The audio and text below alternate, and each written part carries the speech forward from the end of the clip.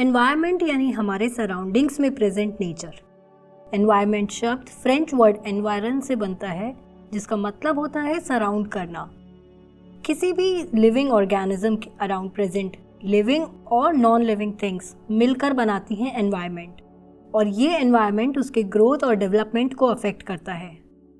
Environment के दो main components होते हैं, एबायोटिक या कहें नॉन लिविंग या फिजिकल कंपोनेंट, जिसमें हवा, पानी और मिट्टी आते हैं।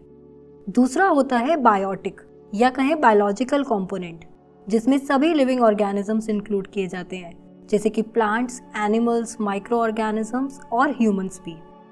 यही कंपोनेंट्स अर्थ के डिफरेंट स्फीयर्स बनाते हैं। पहला होता है एटमॉस्फेयर, दूसरा हाइड्रोस्फीयर, तीसरा लिथोस्फीयर और चौथा है बायोस्फीयर। आइए एक एक करके इनके बारे में जानते हैं। अर्थ के चारों तरफ प्रेजेंट डिफरेंट गैसेस और वाटर वेपर से बनी लेयर एटमॉस्फेयर बनाती है। इस एटमॉस्फेयर की लेयर को हमारी अर्थ की ग्रेविटी अपने चारों तरफ होल्ड करे रखती है। एटमॉस्फेयर मेनली गैसेस से बना है, जिसमें mainly 78.08% nitrogen, 20.95% oxygen, 0.93% argon, 0.038% carbon dioxide, कुछ ट्रेस अमाउंट में दूसरी गैसेस और अराउंड 1% वाटर वेपर प्रेजेंट होती है। एटमॉस्फेयर की मैक्सिमम डेंसिटी सरफेस से अराउंड 1 किलोमीटर की हाइट तक मिलती है, और फिर ऊपर जाने पर ये डेंसिटी धीरे धीरे कम होने लगती है। एटमॉस्फेयर के कई फंक्शंस होते हैं, जैसे कि ब्रीदिंग और फोटोसिंथेसिस के लिए गैसेस हमें यहीं से मिलती हैं। सन से आने वाली एनर्जी को एब्जॉर्ब करके हमारी अर्थ को वार्म और हैबिटेबल रखने का काम एटमॉस्फेयर का ही है। सन से आने वाली हार्मफुल अल्ट्रावायलेट रेज को एब्जॉर्ब करने का काम भी हमारे एटमॉस्फेयर में प्रेजेंट ओजोन लेयर का होता है। वाटर साइकिल में एटमॉस्फेयर का मेन रोल होता है। सभी क्लाइमेट और वेदर फिनोमिना जैसे कि बारिश आना, हवा चलना, ये सभी एटमॉस्फेयर में होते हैं। एटमॉस्फेयर की 5 डिफरेंट लेयर्स होती हैं। सबसे नीचे होती है ट्रोपोस्फेयर, उसके ऊपर स्ट्रेटोस्फेयर, फिर मीजोस्फेयर, फिर थर्मोस्फेयर और फिर एक्सोस्फेयर। ट्रोपोस्फेयर सबसे लोएस्ट और डेंसेस्ट लेयर होती है एटमॉस्फेयर की। ये अराउंड सरफेस से 10 to 12 किलोमीटर थिक होती है। यहाँ हाइट बढ़ने पर टेम्परेचर कम होता जाता है, और सभी की वेदर फिनोमिना जैसे क्लाउड फॉर्मेशन हो गया, थंडर स्टॉर्म्स हो गए, वो सब इसी लेयर में होते हैं, और ये एटमॉस्फेयर की सबसे डेंस लेयर होती है। ट्रोपोस्फेयर की अपर मोस्ट बाउंड्री होती है ट्रोपोपॉज। इसके ऊपर आता है स्ट्रेटोस्फेयर। स्ट्रेटोस्फेयर एक लैटिन वर्ड स्ट्रैटम से ओरिजिनेट होता है, जिसका मतलब होता है कि लेयर्स।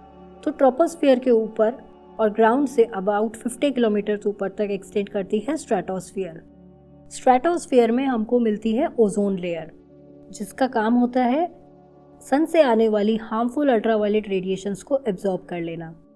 स्ट्रेटोस्फेयर में टेम्परेचर हाइट बढ़ने पर बढ़ता जाता है, और अपर मोस्ट पोर्शन पे जो स्ट्रेटोपॉज होती है वहाँ पर टेम्परेचर होता है 0 डिग्री सेल्सियस, और ये मीजोस्फीयर और स्ट्रेटोस्फीयर के बीच का वार्मेस्ट रीजन होता है। स्ट्रेटोस्फीयर में एटमॉस्फेरिक प्रेशर सी लेवल से अराउंड 1/1000 होता है, और यहाँ पर कोई क्लाउड्स नहीं होते हैं। स्ट्रेटोपॉज के ऊपर आती है मीजोस्फीयर। मीजोस्फीयर 50 किलोमीटर से लेकर के 80 to 85 किलोमीटर्स तक एक्सटेंड करती है। यहाँ पर हाइट बढ़ने पर टेम्परेचर कम होता जाता है, और अपर मीजोस्फीयर में टेम्परेचर -100 डिग्री सेल्सियस तक पहुँच जाता है, और ये अर्थ एटमॉस्फेयर की कोल्डेस्ट प्लेस होती है। इस लेयर में आने पर जो मीटियोर्स होते हैं वो बर्न कर जाते हैं। मीजोस्फीयर के ऊपर आती है थर्मोस्फीयर। वहीं थर्मोस्फीयर और मीजोस्फीयर के बीच की बाउंड्री को कहा जाता है मीजोपॉज। थर्मोस्फीयर 85 किलोमीटर से शुरू होती हुई अप टू 500 किलोमीटर्स तक जाती है। यहाँ पर टेम्परेचर 1500 डिग्री सेल्सियस तक पहुँच जाता है। इंटरनेशनल स्पेस स्टेशंस इसी लेयर में लोकेटेड होते हैं अराउंड 320 to 380 किलोमीटर्स की हाइट पर। और थर्मोस्फीयर के ऊपर आती है एक्सोस्फीयर, जो आउटर मोस्ट लेयर होती है, और ये थर्मोस्फीयर के ऊपर 500 किलोमीटर से एक्सटेंड करती हुई आउटर स्पेस में मर्ज कर जाती है। इस रीजन में एटम्स और मॉलिक्यूल्स में इतनी वेलोसिटी होती है कि वो अर्थ के ग्रेविटेशन को एस्केप करके स्पेस में मूव कर जाते हैं। इन लेयर्स में टेम्परेचर में भी वेरिएशंस होते हैं। किसी लेयर में टेम्परेचर हाइट बढ़ने पर कम होता है, वहीं स्ट्रेटोस्फीयर में ये टेम्परेचर हाइट बढ़ने पर बढ़ता जाता है। और ये होता है एटमॉस्फेरिक लेयर्स की डिफरेंट फिजिकल और केमिकल प्रॉपर्टीज की वजह से। तो ये तो हुआ एटमॉस्फेयर। एनवायरनमेंट का दूसरा कंपोनेंट होता है हाइड्रोस्फीयर। हाइड्रोस्फीयर दो ग्रीक वर्ड्स हाइडोर यानी पानी और स्फायरा मीन स्फीयर से मिलकर बना है। हाइड्रोस्फीयर अर्थ पर प्रेजेंट वाटर से बनता है। इसमें वाटर अपनी तीनों फॉर्म्स में इंक्लूड किया जाता है, चाहे वे लिक्विड फॉर्म में ओशियंस, रिवर्स या अंडरग्राउंड हो, या सॉलिड फॉर्म में आइस और ग्लेशियर्स में प्रेजेंट हो, या फिर गैसियस फॉर्म में मॉइस्चर के रूप में। अर्थ का 70% सरफेस वाटर से कवर्ड है, जिसमें 97% वाटर ओशियंस में है और 3% फ्रेश वाटर है। इस 3% में से भी 3/4 आइस शीट्स की फॉर्म में प्रेजेंट है। तो सोचिए कितना सा पानी हमको हमारे यूज के लिए अवेलेबल है और हम कितना उसको बचा रहे हैं। आगे बढ़ते हैं और एनवायरनमेंट के तीसरे कंपोनेंट को जानते हैं। वो होता है लिथोस्फीयर। लिथोस्फीयर हमारी रॉक्स और सॉइल से बनता है। बेसिकली यह होता है अर्थ का सॉलिड पार्ट। अर्थ की अपर मोस्ट लेयर क्रस्ट और मेंटल की अपर लेयर मिलकर बनाती है लिथोस्फीयर।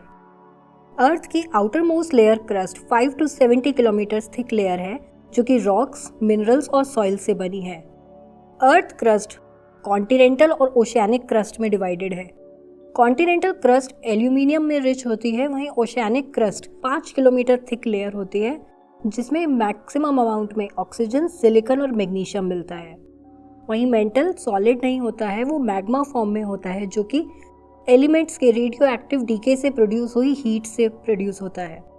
और अर्थ की लेयर्स पर ऑलरेडी मैं एक वीडियो अपलोड कर चुकी हूँ, जिसका लिंक डिस्क्रिप्शन में है, आप वहाँ से पूरा वीडियो चेक कर सकते हैं। एनवायरनमेंट का लास्ट कंपोनेंट होता है बायोस्फीयर। बायोस्फीयर टर्म 1875 में जियोलॉजिस्ट एडवर्ड स्यूस ने दिया था। सभी लिविंग ऑर्गेनिजम्स और वो सभी एबायोटिक फैक्टर्स जैसे कि एयर, वाटर और सॉइल, जिससे ये लिविंग ऑर्गेनिजम्स एनर्जी और न्यूट्रिएंट्स ले रहे हैं, उन सभी से मिलकर बनता है बायोस्फीयर। इसमें वो सभी लाइफ फॉर्म्स आती हैं जो ग्राउंड के नीचे, ग्राउंड पर, ग्राउंड के ऊपर या पानी में मिलती हैं। इसे इकोस्फीयर भी कहा जाता है। बायोस्फीयर को फर्दर बायोम्स में डिवाइड किया जाता है, जहां लार्ज टाइप के सिमिलर फ्लोरा एंड फौना यानी प्लांट्स एंड एनिमल्स मिलते हैं, जैसे कि डेजर्ट्स हो गए, फॉरेस्ट हो गए, ग्रासलैंड्स हो गए, और हर बायोम में एक से ज़्यादा इकोसिस्टम्स मिलते हैं।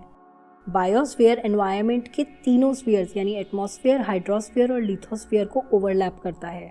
इसमें माइक्रो ऑर्गेनिजम्स से लेकर ह्यूमंस तक सभी लिविंग ऑर्गेनिजम्स इंक्लूड किए जाते हैं। तो आइए इस सुंदर एनवायरनमेंट को प्रोटेक्ट करने में कुछ कदम हम सभी लें।